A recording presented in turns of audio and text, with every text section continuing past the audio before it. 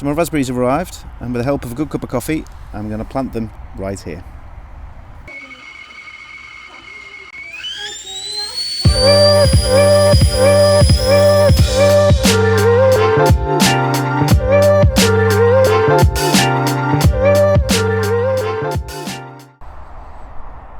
So I've not been back for a few days, and the wind has very kindly blown off all my weed membrane and shown the weeds are left over behind.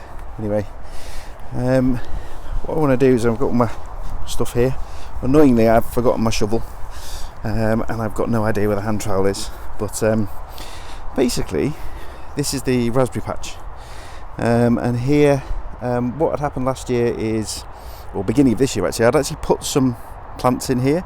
They just didn't take. I think they were bare roots, and they, to be honest, the quality of where I got them from were probably not fantastic, even though I paid a fortune. So what I've decided to do is put in some new plants. So they've arrived, they're here, and I'm going to take a slightly different technique on planting these. Last time, as you can see, I kind of planted them in the middle of the bed, and you can see how they've advanced and basically sought the sun. So I did a quick short video on kind of why raspberries spread, and effectively the reason why they spread is because they're looking for the sunshine.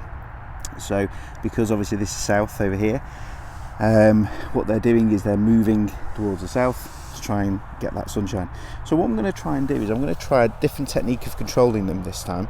I'm going to plant them along the edge here, and I'm going to see if that makes any difference, because in theory any of the shoots, they probably won't come this way towards the grass. Hopefully they'll go a little bit further up the actual border there. So we'll see how that goes, and see if this is effective in about 8 to 10 months time, I suppose. But anyway, let's get started. So what I'm going to do is I'm going to hydrate the roots first. So I'm just filling up my trusty weeding bucket with some water. Once that gets reasonably full, I shall start to put the plants in there and just leave them to get hydrated a little bit before I start to turn over the ground ready for planting. So these actually arrived a couple of days ago. With my coffee. Every time I come, I end up spilling over my coffee, so I'll pop that there, maybe. Anyway, these actually arrived a couple of days ago, but when I noticed on the packing list, they'd been packed over a week ago, and they actually come with no water. So they come in a bag, which is dry, which is not. I don't know if that's good or bad, or whether it helps or it doesn't. I don't know. But what I've done is, because I've only not been able to get down here for 2 days, as soon as I got them, what I did is I put them in the sink in the kitchen, which my wife was really pleased about, and just kept the roots just a little bit dry. Obviously they're all kind of connected up like this. So this is a package of 2 times 3, so basically 6 plants. And as you can see, to all intents and purposes, you'd think they look pretty dead, but I know last year the ones I put in, they did come to life, except for the ones here, planted all exactly the same way, but yeah, they just didn't take. So, but I did remember that this particular section came from one particular bundle, so whether that bundle was dead, I don't know. So what I'm going to do is I'm just going to split these out. They actually came with cable ties, so I took the cable ties off at home, and then that should separate these out. There's another little section up here. These should all separate out into individual plants with the roots. Now I know there is a lot of talk when you read up on this sort of stuff that the roots need cutting to help promote. I did that last time and it didn't work, so I'm going to try a slightly different approach here. So you can see here we've got three plants, all with varying levels of roots.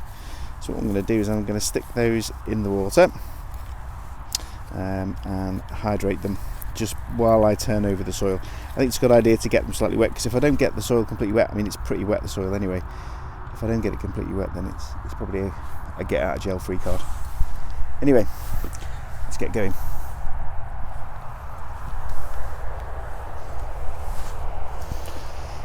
So as I said, just pop them in there, just get them nice and hydrated. Don't think it really matters about the stalks or the actual canes themselves, and we'll just get them in there to get them nice and hydrated. I'll do that with the rest. I'm just going to show you this. I wasn't intending to show you the second pack that I'd, or the second lot that I had, but you can see here the varying degrees that Thompson Morgan thinks is a good idea. So we've got one here which is quite frankly an absolute monster root ball, and has actually got a couple of intertwined canes. This one, which I say is about normal and about average. Not sure what they were thinking with this one. Not a massive amount of roots on there, Thompson Morgan, but anyway, I've got 6, so I might just plant that one in a little bit tighter smooths because I'm not quite so sure that's going to survive. But anyway, off we go. So these are busy resting in there. We've got the one with the absolute monster roots, and the others just sitting there resting, and I'll leave those in there while I start off preparing the soil. So I very cleverly forgot my spade. I've got my child spade that we got left behind, which isn't exactly ideal, but luckily the roots for raspberries generally only need to go down a very shallow distance. As mentioned, what I'm going to do is I'm going to focus on this area here, and then the idea being that because they're going to focus on the sunshine or the sunlight, and they're naturally a woodland edge crop that kind of move out of the woodland edge to actually find the sunshine, I'm hoping that if I plant them along here rather than here like they've been done before, then they'll naturally progress along here. That's the idea. Let's see how that gets on.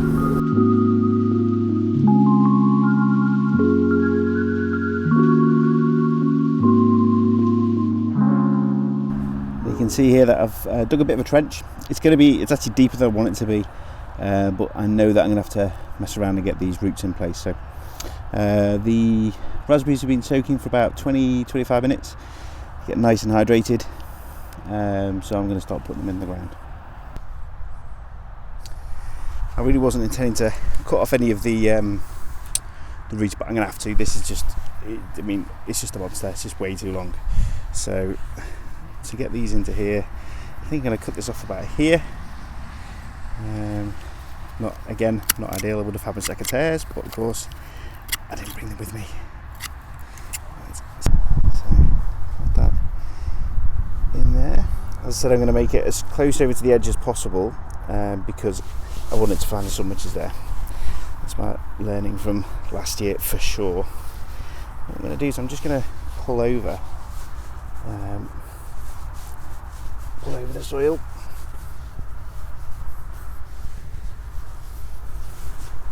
Roots shouldn't be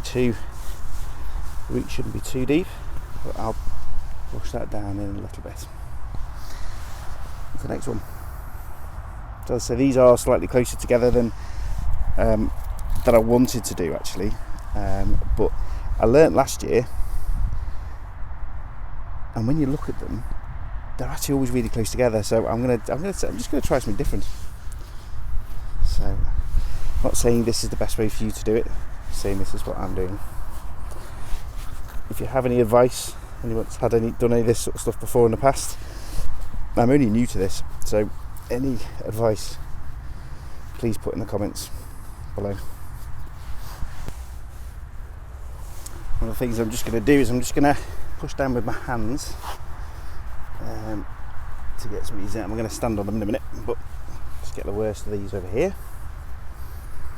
And then I'm going to keep a little bit of this, a little bit of this to one hand, because when I stand on them, they are probably going to need more soil on top.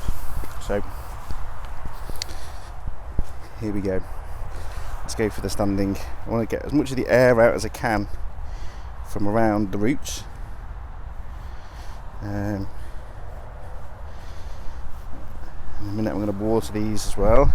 So let's see how I get on. There we are, so those are in. What I'm just going to do now is I'm going to, if I can find my rake that I just moved out of the way, I'm just going to lightly just rake over some of the soil over the top, like this is where we left a little bit over on the side, and even though it's incredibly wet at the moment, I'm still going to water these in. Unfortunately, you missed me watering them in. I managed to not press play, but you get the idea. They're very wet. So just to recap, we've got the raspberries in. They are a little bit closer than they recommend, but I think I'm just experimenting this year. I think if you look here and look at where they've grown there, they seem to grow together really quite closely. So I'm going to take a bit of a bet this year and do that. As you can see, I've watered them in, and I'm going to prune them in a couple of days. So when I come back to do these autumn raspberries, I'm going to do the same thing, and I'm going to prune these down as well. I'm just going to keep a close eye on these over the next few weeks, just make sure they don't effectively die off. As I said last year, the ones I had here did. And just to recap, what I've done is I've put them into as close as you can to the edge of the bed rather than in the middle like I have done previously, because they're going to want to migrate over there like those ones have into, that's actually somebody else's plot.